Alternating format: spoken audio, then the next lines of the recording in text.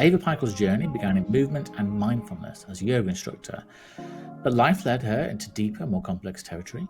In Ava's early 20s, she began briefly a naughty dancer, initially for survival, but ultimately to profound education in power, self-worth, and control. That experience awakened a deeper understanding. Desire isn't just about pleasure, it's about being seen and reclaiming wholeness.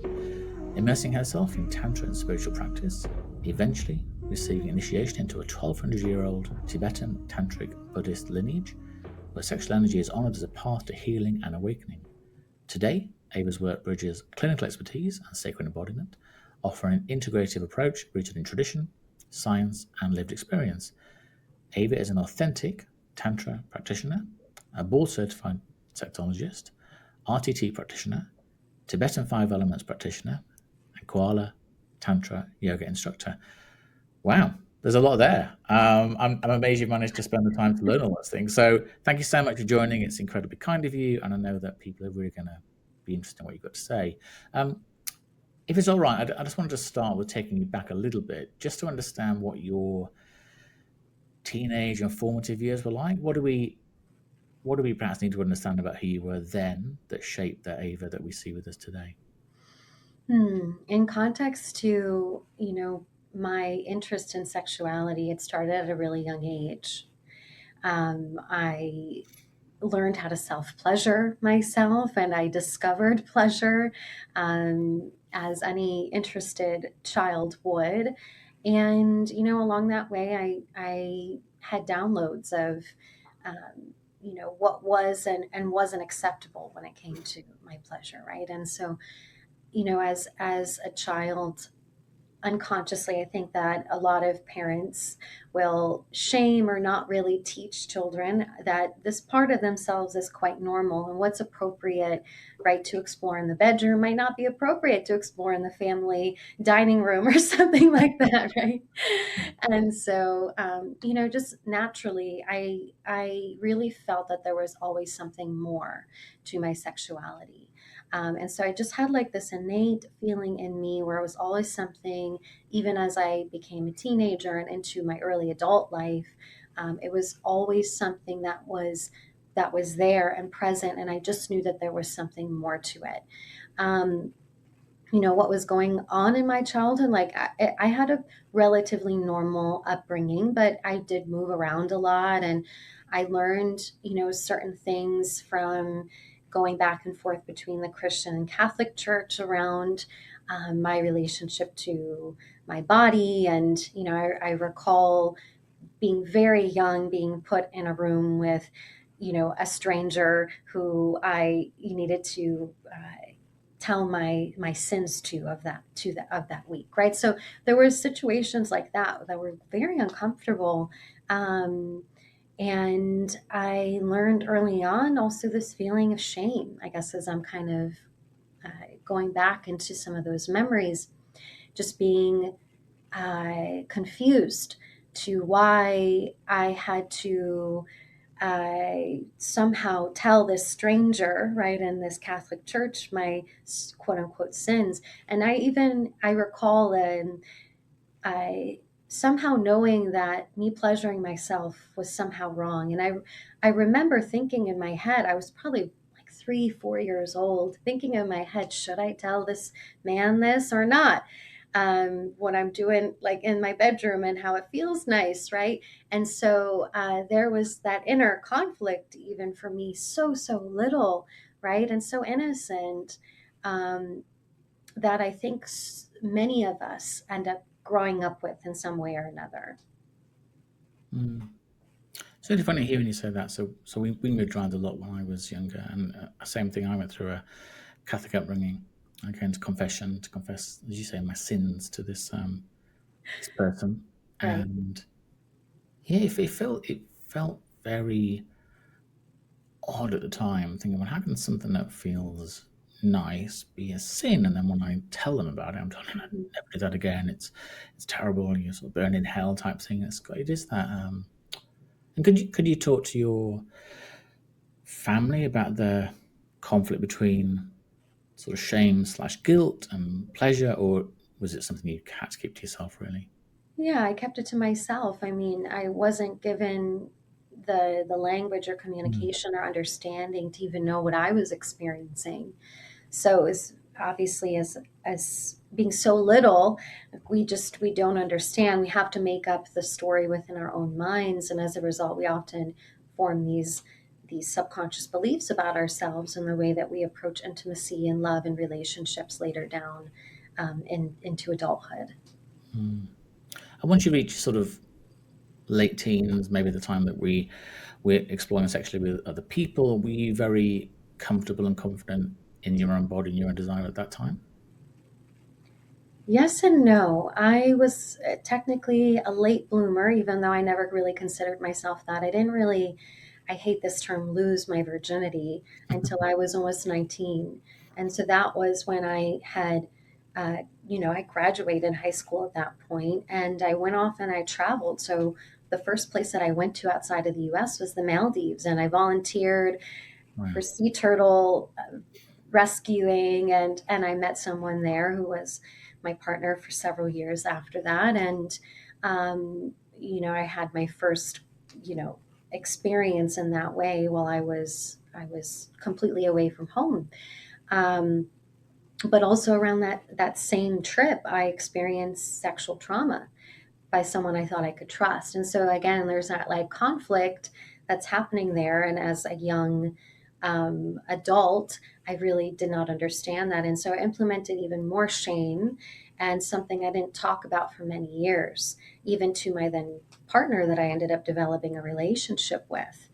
And so, I would say that in those years, there were many experiences with this particular person that I had that were um, for example, I had a spontaneous sexual experience with this partner that felt like I was like meeting God. It was like our bodies felt like they were totally enmeshed. I didn't know where I ended and he began. And this was all very spontaneous. I wasn't doing anything to create that. And so, again, it just reiterated there's something more here to my sexuality, to my pleasure that extends beyond this person or this relationship or how I feel. It's so much bigger than that. And so, again, it just took me on this journey into my adult life of trying to recreate that or rediscover what that is, what that meant, and how to have that because it was so incredibly transformational. So you talked about a little bit about the journey you went on. So from, I think, yoga teacher, erotic dancer, tantra, spiritual practice. How do you think the journey was sort of predetermined, or how did you know when it's time to move on from one to the next? Well, I was actually a yoga instructor and a stripper at the same time.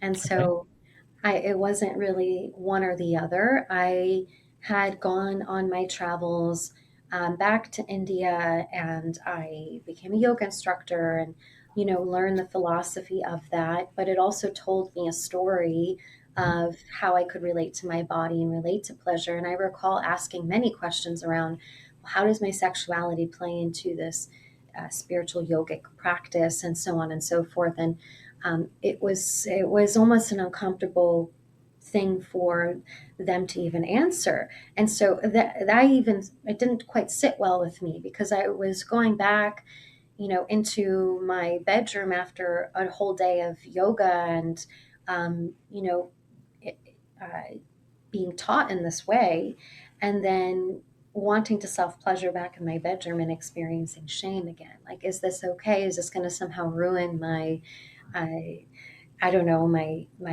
yoga practice or take me off this spiritual path? And so even then I had those thoughts in my mind. And so after all of these travels were over with, I just fell into becoming a stripper. I had met someone through another person, and they connected us, and she was a dancer, and she just invited me one night. She said, "Do you want to come to the club with me?" And I was like, sure. I was like so broke at that point. I had just moved back to South Florida. I was on my own I was in a new place. And I didn't have any money. And so I was like, sure, I'm open to anything. I I wasn't seeing anyone or anything. I'd just gone through a really awful breakup and had done some more travels after that. So um, as I kind of settled in, it was like immediate, like this connection. I was like, okay, great. And then before I knew it, within the next 48 hours, I was standing on a stage naked. And so, for about a year, I was teaching yoga during the day. And then at night, I was on a stage. And so both of these kind of worlds taught me different things. And they were both kind of what I would say two extremes. Like I said, the yoga kind of Mm. teaching and it was more about you are not your body, pleasure is a distraction. Um, uh, the meditation I had learned was like closing your eyes in a dark room and just in silence, and it wasn't really using the imagination or the body or any sensory anything. Um, and so again, it just there was a disconnect. And then over here, I'm getting on stage, right? And that's telling me another story of like, oh my God, I can make 3 grand in one night. Like that's pretty insane. So that's telling me the story of, oh, I can actually use my sexuality and my, uh, sexual prowess to generate financial stability and get what I need and get what I want. And it was fun for a while. Um, Truly, it was. There was a certain amount of expression that I think a lot of women um, don't get to experience through that. And I'm not suggesting to be sexually expressed, you have to get on a stage naked. That's not what I mean. But for me, it was very empowering in the beginning and a lot of fun. But again, it told me a story that my Mm. sexuality had to be used in order to gain something. It wasn't really mine. And so it started to feel like I was giving this part of myself away, that part of me that knew there was something more to this that I could expand and grow from and evolve with. There's a part of me that always knew that, but here I was giving it away on one end or repressing it over here. So that's a little bit of my story when I started to really I started to come into a breaking point where none of it was landing. I was drained. I was getting depressed. I was extremely anxious. And then I met my now partner. That was about 7 or 8 years ago at this point. Um, and so I came out of that world. I stopped teaching yoga for a short time. I was back and forth, but because I didn't have any financial stability after leaving. Mm. I didn't have any other education outside of my yogic practice and stripping. And so from there I just dove head first. It took about a year to really kind of like find my feet again. I had to do various like little part-time jobs here and there and things like that, but I eventually really found my footing and I started to study, and I've always been the type of person that excels in my studies. Like when I was in high school, I studied sports conditioning and exercise science. And so that introduced me initially into the world of yoga. And I remember, and I know I'm kind of jumping around the timeline here, but I recall even spending a summer while I was in high school in Florida where my grandma was. And I started to go to yoga classes. And I recall that was the first time I really understood what it meant to love myself just by doing that practice. And so again, through my through my journey, right, it told me different things, but ultimately it was leading me in this direction, right? And so as I dove deeper into those studies, again, I didn't really go looking for this. It kind of just fell into my lap. There's a lot of tantra out there now. Even like 6 years ago or 7 years ago, um, there was a lot out there that I was seeing, and a lot of it I knew was not really tantra. It was weekend workshops and Mhm. tantric massage, and it just felt really, really off-putting and icky to me. And I was like, this is not it, but there's something here.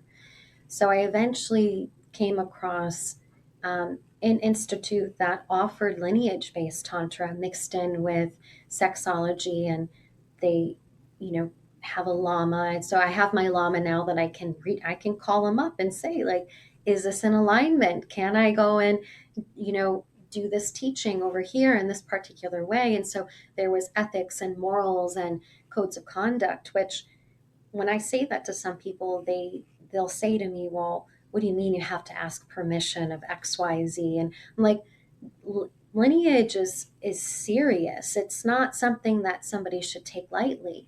But Yeah. what you see now, especially in Tantra, is that people are just taking little pieces and then making it their own thing. And to me, that's sacred sexuality. That's not Tantra. And so I think that there just needs to be an understanding between what it is that someone is practicing, how deep do they actually want to go, and having that information available is something that I find more and more being necessary. So, anyways, I'm going kind of in that other direction in Mhm. our conversation now. But as I started again to study into this, I didn't even really know that it was under a Buddhist lineage until I really started to practice. And oh my goodness, like the most deepest healing work that I've ever had to endure was through that. It was incredible, and it was also extremely painful. Um, How and how so would you how would you explain? It's probably a very unfair question. How would you explain or define what real tantra is? I mean, like a lot of people would have heard the words, or like you said, they would have seen the 21-day guide to tantra on Instagram or whatever, or the weekend workshop or the tantra massage. But I've always understood that that obviously isn't what tantra is. And how would you communicate what it is? Tantra as a whole is a spiritual science. Mhm. So from that are many different branches, right? Many different lineages and religions that overlap into that. And then there's the cultural aspects of that that are also interwoven and intermixed into the influence of that tantric lineage. So there's hundreds of these. People don't realize that. You cannot separate lineage from tantra, because when you do that, you are ripping it from its roots and from its very essence, Mm. and then trying to make it something that it's not. And so that becomes really dangerous. And I can talk to that in a moment too. But Tantra as a whole is a mechanism for spiritual growth. And it's about, in some lineages, and my lineages, is about using the body as a vehicle for consciousness and for healing and for human evolution, not just for me, not just for you, but for the benefit of all beings.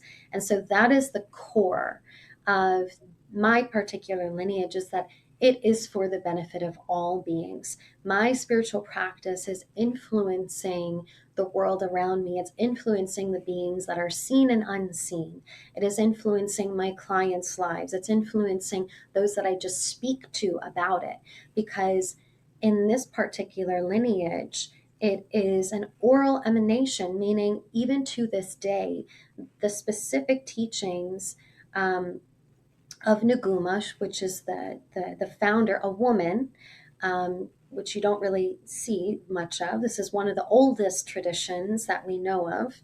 Um, it's an oral transmission, meaning the medicine is encoded in that particular person's own practice and own understanding of the practice, that they then go and share with another practitioner, right, for their benefit, right? So it's a mixture of lineage, meaning all those who've practiced before us, thousands and thousands of people, which keep these practices intact. And then it's interwoven in our own consciousness and our own understanding that then we share with others through a transmission.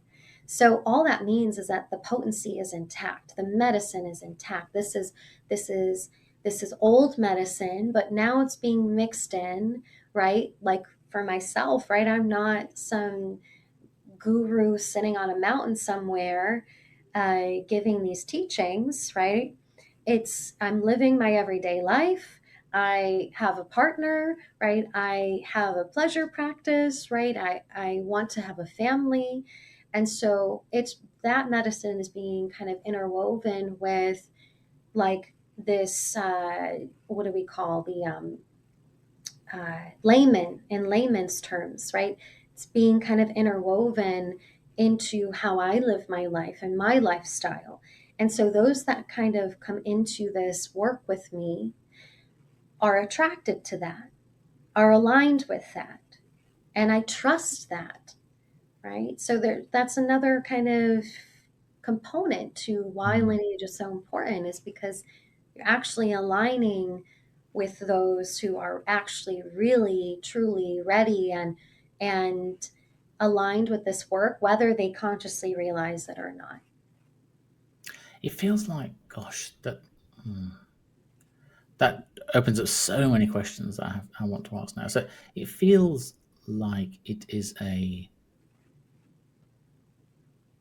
big responsibility for you and for other practitioners to almost decide who to bring into the Tantra world to sort of honor the lineage. So if I came to you, and I'd have always been fascinated about the topic, and said to you, Yeah. okay, I've listened to what you say, and it really feels like you're really in touch with true Tantra. I want to accept Tantra into my life. I want to absorb Tantra.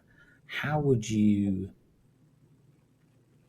how would you decide whether or not to accept me? Does that make sense? Because I mean, there's just some people you just, I don't know how you do it, but some people you just maybe feel they're doing it for the wrong reasons. Or you said that some people might want the sort of the fast track tantra, and that does feel like it does open up some, because it's such a strong practice. I can feel it from you that I feel it can be quite dangerous in the wrong hands. Does that? Sorry, I know there's like 20 questions there, but does that make sense? Oh, absolutely. Okay.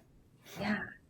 So when I decided to move deeper into this path and even into many teachings that I don't teach publicly to my Mhm. clients, because there's only there's only a small kind of area that I can teach.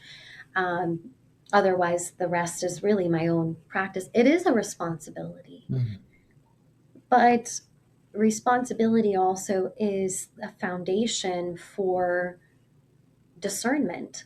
And so, I guess my answer to your question is, while I use discernment, I do turn people away, but oftentimes this is not part of my work that I really publicly like go and market, Yeah. Yeah. because that also no longer feels aligned for me. And Mm. so I might speak to elements of Tantra here and there, like on a podcast, right, where I can actually speak to it in depth. Yeah. But it's not really something that I'm so forward with, because when I was, that's when I was really attracting people that were not really in alignment with the true teachings.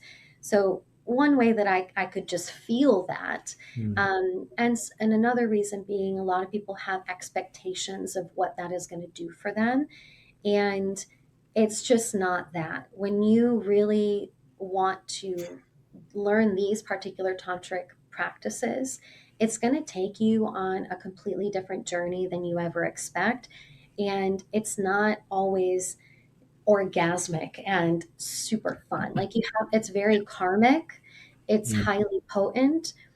And so when people come into this work, I also kind of I notice the subtleties in them now. If I need to pull a practice back a little bit, or Mm. um, alter the practice slightly so that they are not having such um, effects that are impacting their everyday lives. So I'll give you an example of this. Inside of my women's program, Levy to Orgasmic, I teach these tantric meditation practices. And then I also need to look at how the women are reacting to them. And so, for example, when several weeks ago, when we started with Fire Element, which is the sexual center, we did Mhm. this energy body practice, this meditation, and one of the women had a yeast infection a couple days later. I'm like, okay, I'm going to monitor that with her, because if it gets worse, I need to pull the meditation back a little bit. Mm. So there can be physical kind of purging or even emotional purging that follows some of these tantric practices.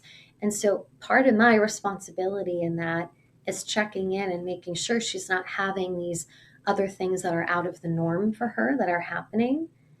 And then part of it is just her purging. And so she ended up healing this yeast infection. And then as we're going through the meditations, the other day she's like, "Oh, I'm feeling nausea." Like, interesting. That's related to air element. So we're working with air element in that practice. Like, okay, so I'm going to monitor if it gets worse, if she's having other adverse effects, I'm going to pull the practice back a little so that she can purge whatever is going on within her energy body system that is affecting her physically or emotionally, so on and so forth. So I guess part of that again is that's the responsibility Yeah. is I have to monitor, is this appropriate for someone? And can they handle some of the purging that may follow? Did that answer your question? Absolutely, absolutely, and I think that's the heart of a lot of things in life right now is that people expect or demand all the positives and all the pleasure and don't realize that it's a lot of it is not necessarily going to go in the direction. Like I say, it's going to pull things from you. It's going to expose thoughts, feelings, sensations you maybe have repressed for many, many years, even from our ancestors. We've repressed feelings from people, our great grandparents, Mhm. that this suddenly brings out, and they think, I thought this was about having better sex. It's sort of a Right. Yeah. oh, right, okay. Yeah. So I do think I like the way you bring together but keep apart almost the sacred sexuality and the tantra piece. Like I say, the tantra can influence certain elements, but it's very It's so responsive of rich you. and Yeah, nuanced and yeah, complex. exactly. Yeah, and it's very responsive of you to be aware of Yeah. people's physical symptoms and feelings in something like this, because a lot of people would just do a practice without the knowledge behind it and think, oh well, they're not connected, and it becomes something, something very negative and very dark. I think really, Mm.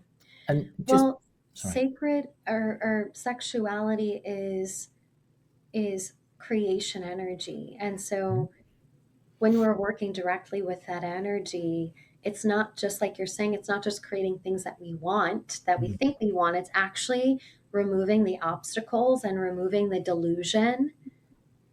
And it might create a totally new path and direction. So that's like the purging that needs to happen to take us in that direction, which is not always pleasurable.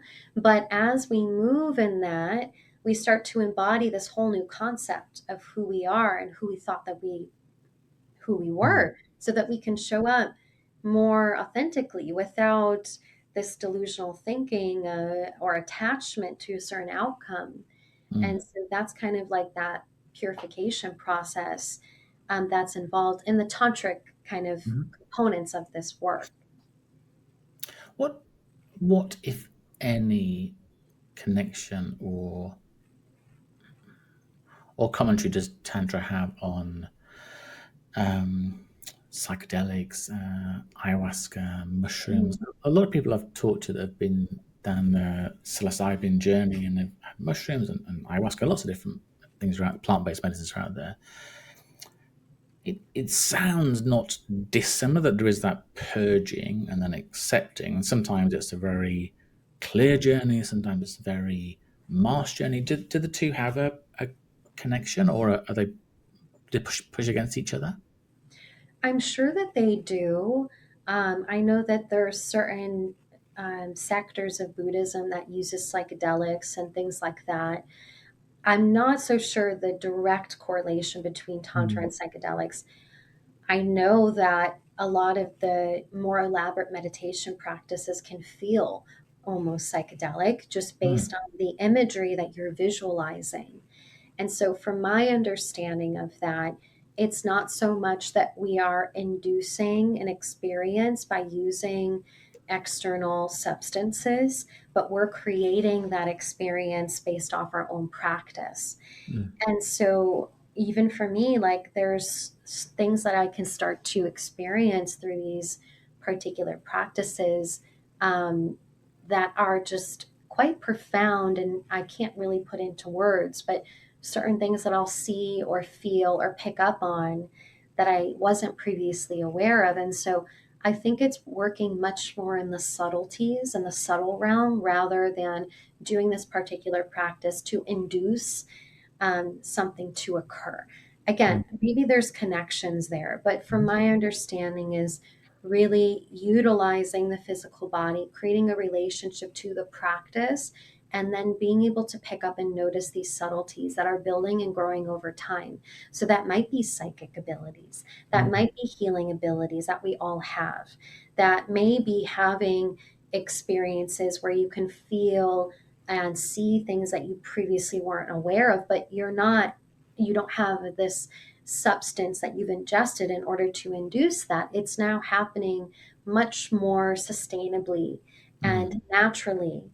Um, and there's that whole the word psychosis comes to mind because there's an epidemic of people who are dealing with many forms of psychosis now in Yeah. society. And I would say that practicing some of these quote unquote sacred sexuality, tantric this, or kundalini awakenings can induce psychosis if it's not done in a safe way. And I've personally seen it. I've had people get on calls with me that were totally not in their right mind. They were either psychotic or experiencing schizophrenia, and I don't deal with that, right? They've opened up themselves to some kundalini awakening, and now they have things that are coming in that should not be there, right? And so I've personally witnessed this. And so that's just something to also keep in mind, even with psychedelics. Again, I have personally taken psychedelics and I love psychedelics, but I know just like in a tantric practice, if it's not in a way that is really grounded in reality, in a safe way, that it potentially can open you up to some pretty serious, dangerous things. Yeah. Yeah. It's one of humanity's weaknesses, I think, is that we see the amazing power that something like Tantra has, and what you described as feels amazing as a positive, but then there will be people around the periphery that will take bits from things, package it, and sell it without any fear or understanding of what the consequences might be. And Mhm. I'm doing a lot of thinking and reading lately around the notion that a lot of our challenges come because we have in our mind that we only have five senses. And really coming to the conclusion we have many, many, many more senses than the five that we're fully aware of. But Right. because they often manifest in ways that, like say, might be uncomfortable or unsure, that we sort of push against it. I think, no, I've got touch sense here. Okay, that's my senses. And we almost restrict ourselves. But I really do feel we've got many more senses to explore. Again, sorry, does that make sense? Yeah, totally. Cool. I think that science is discovering that we have perhaps hundreds of different senses that we're not aware of. Mm. Yeah. One of the things you say, and people often hate the words quoted back to them. So if I get these words wrong, I apologize. But you say, I fiercely advocate for men, women, and couples to have extraordinary sexual experiences because I know what it's like to live in the gap between repression and liberation. I It's a fabulous statement, first of all, but how do you help people feel liberated and lose the, I don't know, the cloak of shame that they might carry with them? Hmm. Well, it depends on what they're coming to me for, right? Mm. I think that a lot of men and women, they just feel a sense of disconnect. Hmm. And so they might say that, oh, I feel like if they're in a relationship, for example, they might say, oh, well, our relationship is really great in all these other areas except for sex. Sex is what brings up conflict and issues and insecurities Hmm. and resentments and so on and so forth, right? But once we actually start to look into the sexuality pieces, like you're saying, we start to notice where they've been holding on to shame, where they've been holding on to subconscious beliefs that they have about themselves and the world around them. And so liberation to me comes in many forms and depends on that individual's like desires, right? Mm. Liberation in a sexual sense may look very different for every individual as well.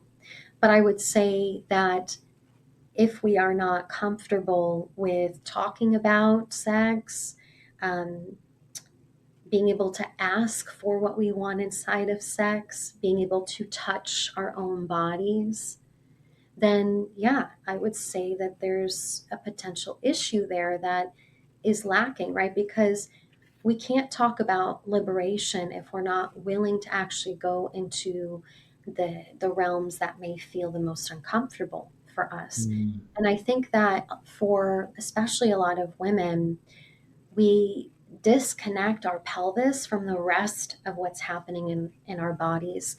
But the truth is that the pelvis is deeply interconnected to, and our genitals are connected to the brain, to the nervous system. It's constantly sending signals back and forth.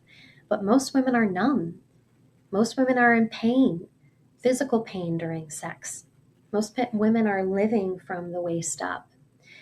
And so that is one of the areas that I start to help her connect her full system to come online because it's at the very root of our nervous system and of our like vagus nerve and all of the things we know about trauma healing.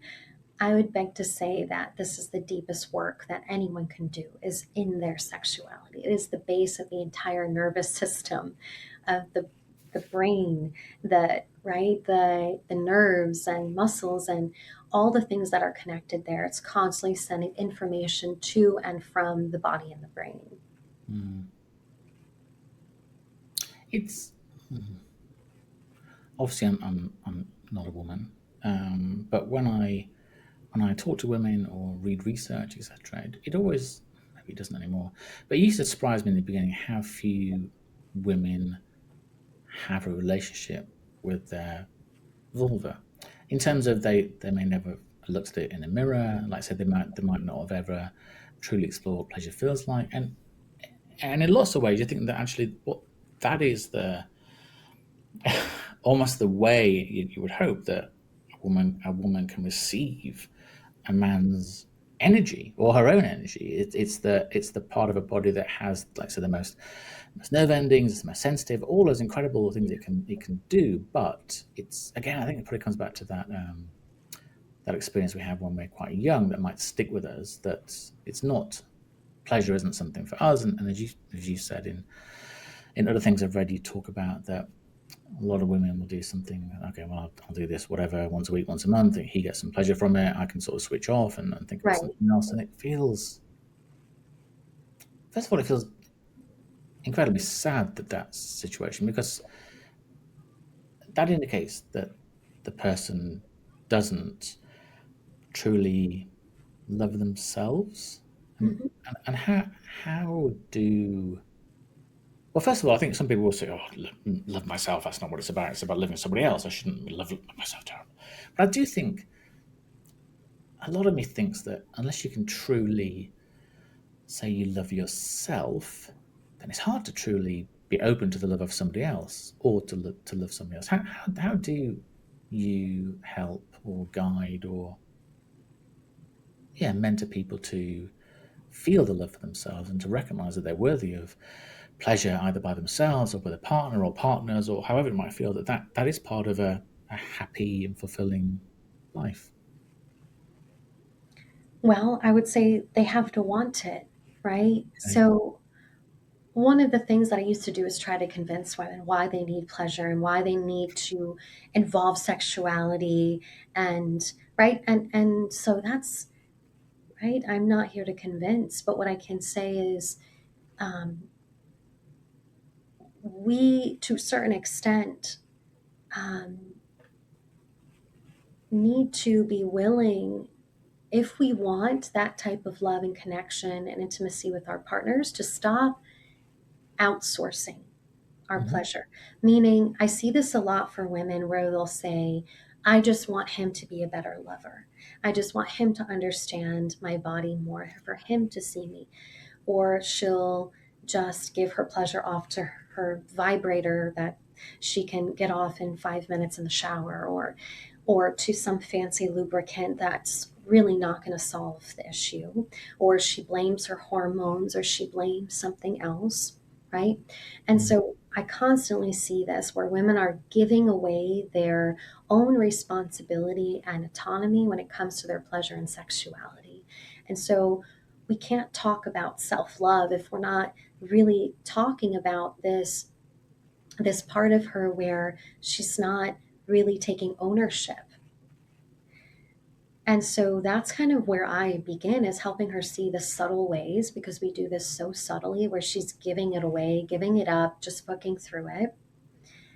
Um, and then she'll start to come online a little bit more like, oh yeah, I just realized that I did that thing again in the bedroom where I really was uncomfortable with the position, and I just let him finish. I didn't say what I wanted or what I needed. And in fact, I kind of moaned, and so he felt like it felt good for me, right? Women are doing this subtly. It's not like they're doing it to manipulate or anything like that, but um, it's unconscious, right? A lot of it, until it's brought really to the surface. And so I think a big part of that self love piece is just recognizing first where we're actually giving away our pleasure or sexuality.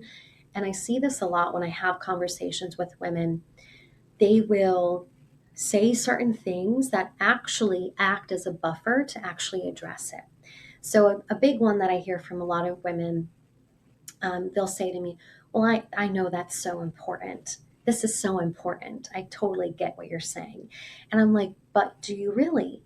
How does this actually apply to you? Because in that moment, what she's doing is she's actually deflecting from herself, saying, oh, I know that's so important. Totally got it. Agreed.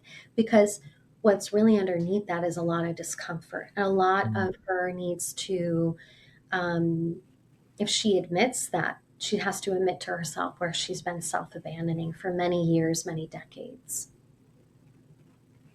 Mm. And like you said before, we often struggle to communicate, sometimes with the person that we are emotionally the closest to. So whether you might have been in a relationship for, I don't know, 6 weeks, 6 years, 60 years, who knows? But we sometimes feel really awkward about asking about the things that we Hmm. might want to try now. The things that we did, when we were in our sort of 20s or eight or teens, well, they were fabulous. But I'm sort of 50 now, and I don't always get erect, and I can't always stay hard, etc. And Hmm. I think one of the things that I think society has done wrong is that we've tagged this thing as sex, as opposed to thinking of it as pleasure. And I think because sex to me suggests in heteronormative relationships, penis and vagina. So Right. there's almost a checklist, right? We're Right. kissing, play with her breasts, maybe go down in there, she gives me a blowjob, we have Right. sex, the man Right. ejaculate, finished. There we go, done. As opposed to thinking of, there can be innate pleasure in a massage or brushing somebody's hair or holding somebody's hand or looking at somebody, not even touching them. And I think, yeah, some of that thing around almost helping people create a safe space for a conversation. Because what I would fear, I guess, is that, oh my gosh, I'm gonna say I might want to try this. My wife's gonna think pervert. Oh, I can never do that. Or laugh, for goodness sake. So it's, yeah. And when I've talked to sex workers and dominatrixes before, they've said a lot of the reason clients come to them isn't necessarily for the sex; it's that they can express themselves in a way they Right. can't with their partner. They can say, look, I have a very high powered job and it's very stressful. I just want to submit to somebody for an hour. I just want to be submissive for an hour. They would never dare dream of saying that to their partner. I think, well, why? But it's great for the sex worker because it gives them income. But I do think, yeah, one of the biggest things is how to help people almost have initial conversation. So if a couple came to you if my wife and I came to you and said, look, we've been together for a long time, or we love each Mhm. other very much, but we find it very, very hard to talk about anything intimate or sexual. How would we even start having that conversation? How can you guide us in that way? I would say, okay, well, what's the dynamic happening outside of sex? Because it's certainly happening inside of the bedroom too. We Hmm. think that they're separate things, but one of the biggest dynamics that I see for a heterosexual relationship who are having sexual issues is that she wants to feel seen, she wants to feel heard, she wants to be touched in the ways that really represent the love that he has for her, but he can but she feels that he can never get it right. And so she's over here building resentment and has the assumption that she's never going to get her needs met, and he's over here being pushed further away because no matter what he does it's not going to be enough. And in fact, even when he is doing the thing that she has requested, oftentimes he's holding back or she's holding the resentment. And so they're doing this, right? They're actually pushing each other away, and they are engaging in this dynamic, in this pattern that I constantly see in couples. Mm. And so what happens in the bedroom is also what's being mirrored in the relationship. So that's the first place that I look, is like, what is your dynamic? What is your pattern that both of you are actually agreeing to and both of you are contributing to, and why? And then that brings us into our past childhood and the beliefs that we formed about intimacy and relationships. And they start to have these breakthroughs individually to actually start to eliminate the pattern that's happening in the relationship. And then that automatically is going to open up more open ended conversations when it comes to sex and intimacy. When it comes to the sex itself, sometimes that's just more about education and skill sets of how they can come together. Do they have a framework that they can work from, or they got just either avoiding sex altogether or doing the same thing every single time because they just don't know. They don't have the awareness of where to touch, how to touch. Even for a man, I mean, men can experience over 10 different forms of orgasm, women can experience over 15 different forms of orgasm. So if they're just having the same form of sex every single time and not really creating that cascade of intimacy into their sexual experience, they're not going to want to have sex. It's going to have a lot of resentment, and they're not going to be very excited to engage in it. So I would say that the second part to this is then just giving them the skills to work from. And it's not so much about novelty, it's more about where they can sustain a place of intimacy between them, even when discomfort arises in some of our most intimate experience, which is through sex, right? Being naked Mm. with another human being Yeah. is incredibly vulnerable. And so then we start to look at their relationship to vulnerability. Because what often happens for all human beings is that vulnerability, if they haven't really formed a relationship to that and know that it's safe and it's okay, it feels like something is wrong and they immediately push it away or make it mean that something bad is happening. And so their relationship to vulnerability and to each other in that way is then starting to open the door again to some of these deeper conversations about sex, right? So there's a lot happening all at once when I'm working with couples. A lot of it is individual, and just by that alone it's like completely shifting the dynamic of the relationship without even really solely addressing the sex piece. But then when they have that foundation and they're having less conflict and arguments, we can actually go and have a lot more fun with the sexual piece. But sometimes that takes it takes, I would say a minimum of 6 months, which in terms of people that have been going to couples therapy for years is like a tiny blip in time. But what I can say is that I have huge success with couples um, in that type of work, but it might take us a little bit of time in that initial phase to really work individually before we're really adding the tools and the practices and all that fun stuff to the sexual experience. But again, it can happen relatively quick. Again, since couples therapy, traditional therapy is something that people are doing for decades and still having the same Yeah. issues. Yeah, I really like the fact you talked about starting and understanding the relationship outside of the bedroom.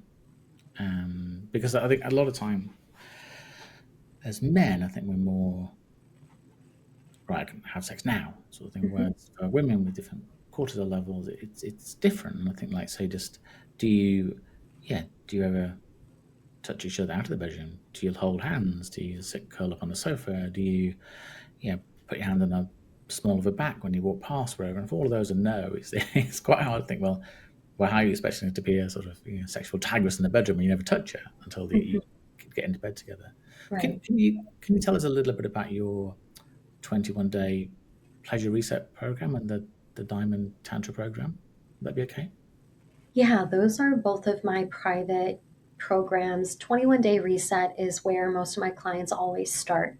Okay. So that's not for couples. That's just for individuals, Yeah. and it's where we are solely addressing the subconscious pieces, where they can I can help them go in and actually look at what's blocking them from the intimacy that they want, whether they're in a relationship or not, whether they've gone to years of couples therapy or are having just started dating someone. We first look at what's the real issue, what's the Yeah. root of why you feel the way that you do, why you feel stuck, or like you feel maybe disconnected, especially in that area of sex and intimacy. So it's solely that subconscious piece Hmm. that we really lean into, get really specific with in a short period of time. It's really powerful.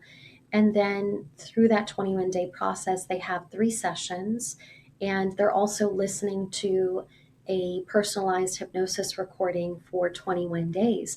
And so that is the integration, and that is what their subconscious mind is now picking up on, all the things they want to feel, what they'd like to experience based off the session that we initially have together. And so that process is incredibly powerful, especially since they have one-on-one support and tech support through me as things may arise, right? This is part of that integration. Things might come up, and then I get to help walk them through that. And then usually at the end of that, they'll decide to continue in many different ways. It could be a longer term program, like going into the deeper Tantra work, and that's 6 months up to a year. But a lot of women, especially, will decide to come into maybe one of my group hybrid programs where they're still getting personalized support, but now they have the support of an intimate group of women where they can still explore the sexuality components of this work much deeper.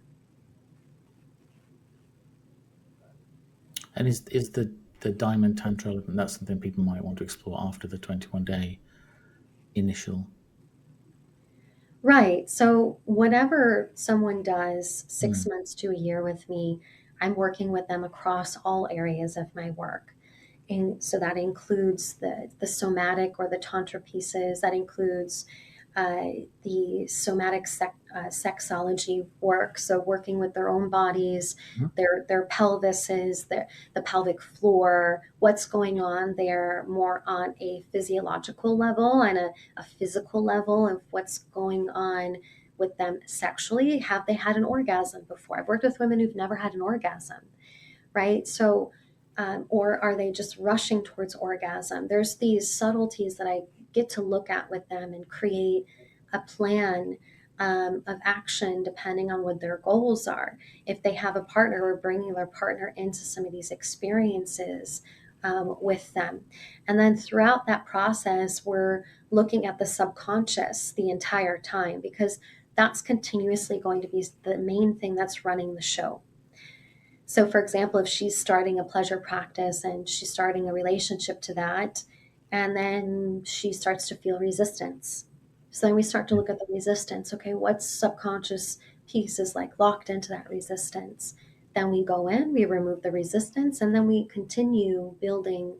So it's a really, really momentous process that I'm engaging in with them. It's a mixture of coaching and healing, deep healing work, and sexology and the sexual components of that. And so we blend all of that together in a really transformative process for them that really actually works. Mm. A lot of a lot of the feeling I get from you is that you give a lot of yourself to your clients, to people, to I'm sure to friends and associates and things. And I just wondered how you develop or what your relationship is like with boundaries, because you must give so much of your energy and your emotion as part of this. Mhm. How do you nourish and protect yourself? Through my own practice, right? Mm. I'm not teaching anyone anything that I haven't done myself. Mhm. And so there may be moments where I I just I turn everything off and I need to go and do my own practice to refill, right? So I'm not feeling so depleted. And I only take a minimal amount of clients on at a time because of the personalized nature of this work that I Yeah. offer, right? I'm not the type of person or practitioner that's ever going to fill my plate so much that I cannot actually provide the real results. And people are investing a lot of money into this and a lot of their time and energy. And I take that really seriously. So um, I'm also making sure that I can handle whatever is actually on my plate and that I have plenty of time between sessions, between experiences that I'm hosting, so Mm. on and so forth, so that I can continuously provide like this exceptional experience for my clients. Because now more than ever, especially for, I work with many men, but especially women is my main kind of focus. They're needing more and more uh, like hands on guidance, right? So I'm finding that I'm less likely now to just demonstrate a pleasure practice and then have her go and do it on her own. Yeah. More than likely, I'm actually guiding her on the call. I mean, the camera's off, Mhm. but in our group sessions, for example, there's many times where I'm guiding her using my silicone model how to pleasure and depending on what we're actually practicing that day, right? Because there's so many, it's not just about self pleasure, there's so many elements to this. Are we doing vulva mapping, vaginal map? Are we working with the tissues, scar tissue remediation? Are we working with the pelvic floor today, the cervix, the G spot, right? Whatever it might be. And actually guiding her on the call so that she can have that real time lived experience and then sharing that with the other women on the call as she comes out of that. I mean, there's nothing else like it. Very few people are offering that type of work.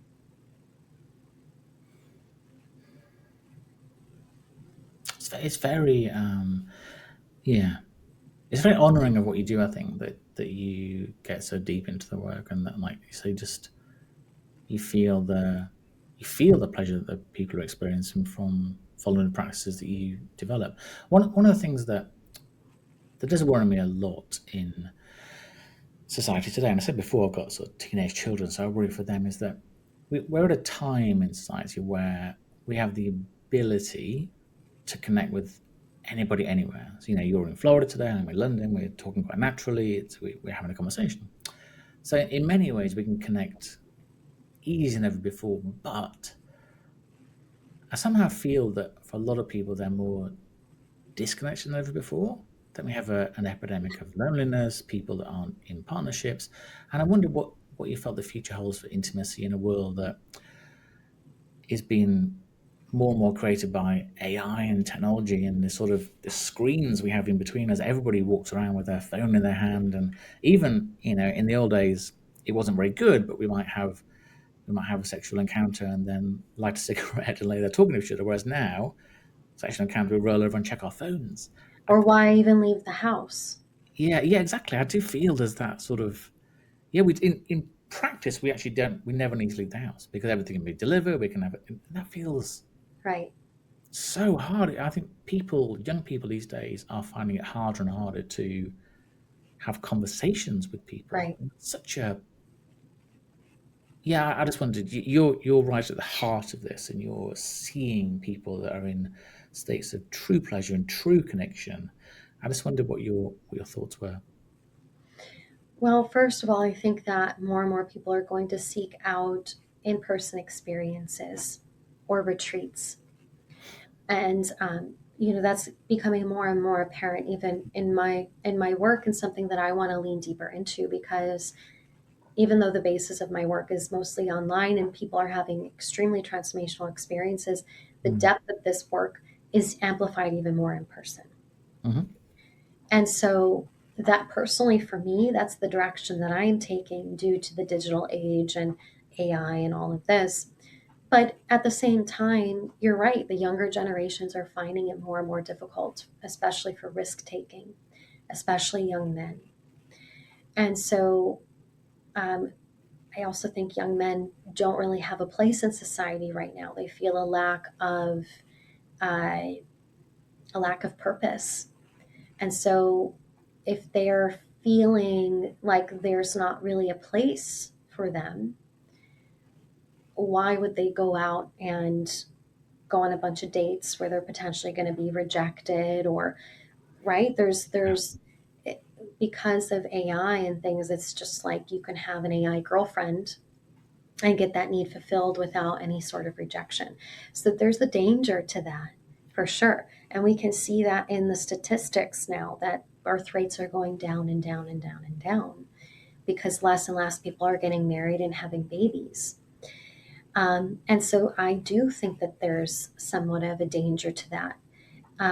But what I do know is that more and more people are craving connection and intimacy, and they just might not know what's really available to them and what's out there. And so my role is to really just provide the spaces and the experience for people to step into that. I think that now more than ever, we need to start doing this sort of work even more, because the disconnect is very apparent. I mean, people rarely make eye contact with each other Mm. anymore, right? And so even just driving those skills up again, um, it really creates a sense of purpose for us as human beings. And like I mentioned a moment ago, like the work that I do is it's for the benefit of all, right? And so if I feel good, if I know that I can connect, if I can create a conversation with someone, they might feel seen in that moment, and it might break them out of whatever experience that they were currently having. Um, so, I think that a big part of that for me is is almost creating like this little inner revolution. Like pleasure is a revolutionary act at this point in our lives. It's not about chasing those highs or chasing the sensation. It's as so much as it is to actually create intimacy with ourselves and the world around us. And that is the true message of Tantra. It's really interesting to say that. So I go out every day, sort of twice a day, walk my dog, and you find that if you have a dog, people will say hello or they'll talk to you. Or whatever. Mhm. We were out walking this morning, and somebody's walking past us, and we just happened to catch each other's eye, and I just smiled, and she just smiled back, and we carried on our walk. And it's funny if you have like an energy monitor somehow, you can sort of feel the energy level just literally with a smile. It can Mhm. literally be as simple as smiling at somebody. Think, gosh, and she might think about it, I might think about it, and it's. I think it doesn't need to be something massive, just a smile or eye contact, or whatever. So Yeah. my final question, and I've taken up a lot of your time, but I, I could easily talk to you for many more hours. Sorry. The final question would be: Do you have a sense or a feeling or a calling for where your future will take you? Yeah, like I said, in person is something that I feel really called to, Mhm. and to eventually have a property where people can come and, be on the land and to do the practice and have these experiences without the outside influence of, from our digital whatever, to really connect with not just this sexual intimacy side of things, but also to connect with the earth. I mean, Mm. part of my tantra practice is working with the elements, and so the elements, meaning in our internal world of those elements, and the external environment that we live in. And so, working with the earth is a big part of the work that I would eventually like to offer too. I lived in Hawaii for a year with my partner, and we learned a lot about agroforestry and permaculture and organic farming and things like that. So I definitely see that in my future, to build something where again people can come and really just ground into that experience, and we can support them in that, because that's the lifestyle that I've always wanted to really return to as well. The only problem you're going to have is that people are never going to want to leave. You have to build a whole community, a whole village. Yeah. Yeah. No, thank you so much. I wasn't quite sure what to expect, and if I had any expectations, you've smashed them out of the park. I really appreciate what you've had to say, your openness, your kindness, and yeah, just the knowledge you're willing to share. But yeah, I really appreciate it. Thank you so much.